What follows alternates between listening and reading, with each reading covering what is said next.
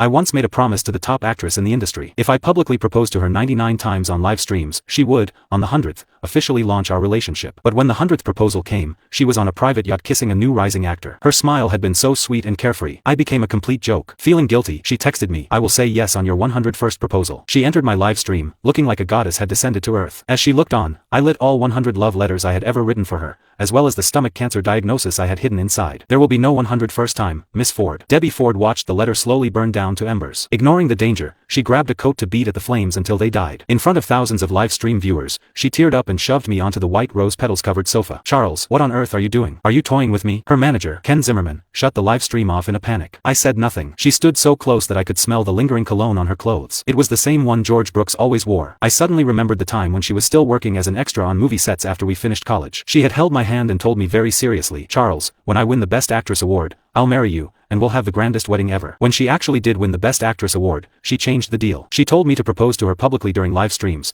and only after I had proposed to her 100 times would she give up her glamorous image and announce our relationship. Every time I acted like a fool online for her sake, she was always somewhere else. She would appear at luxury hotels around the world with all sorts of pretty boys or spend nights on yachts. She even ran off to get married and then divorced immediately in Ghana, just to experience the local marriage culture. Something I longed for seemed to be so easily attainable by others. The thought pulled a bitter smile across my face. "Debbie, there will not be a 101st proposal. I'm tired. We're done." She stared at me for 2 seconds in stunned silence. Then, she laughed in apparent realization. "So, because I didn't show up for your 100th proposal, you just burned all the love letters in spite? You embarrassed me in front of so many people. As my fiancé, did you ever think about how I would feel?" I could not understand. Was that not the freedom she had always wanted? Why did she not seem the slightest bit relieved? If she had spoken to me like that in the past, I would have humbled myself and begged her for forgiveness. But my heart had long shattered beyond repair. All I felt was numbness, and I said nothing. More importantly, I did not want to waste whatever time I had left on her. "The 100th proposal has ended. So have we." Debbie's expression seemed to relax when she heard me say those words. She seemed to believe I couldn't bear to leave her. "Don't be dramatic, Charles. We've been together for 7 years, and you think you can just walk away like that? Don't worry. When you propose for the 101st time, I'll say yes. You'll get to salvage your dignity." I remained silent. I slipped off the ring she had handmade for me and tossed it into the trash, right in front of her. Then, I turned and left. Ken hesitated. "Debbie, he's not serious, right?" She glanced at my back and spoke with certainty. "In 3 days, he'll come back crying and begging me to marry him. It has always been this way. He can't live without me." Ken nodded. "True. Charles would never leave you. Everyone knows he's madly in love with you. He's put himself through countless stupid things for you." They were right. I had loved her at the cost of my dignity. I had loved her into my emotional collapse. That was how I ended up with cancer. There was a saying, the less committed person in a relationship always had the upper hand. But I was no longer committed to the relationship. It was over. I smiled bitterly and walked faster. The next day, Debbie showed up at the company with her rumored new boyfriend. My colleagues looked at me with concern. I acted as if nothing had happened and submitted my resignation. The HR manager was shocked. "Charles, you're a talented agent. Why quit now?"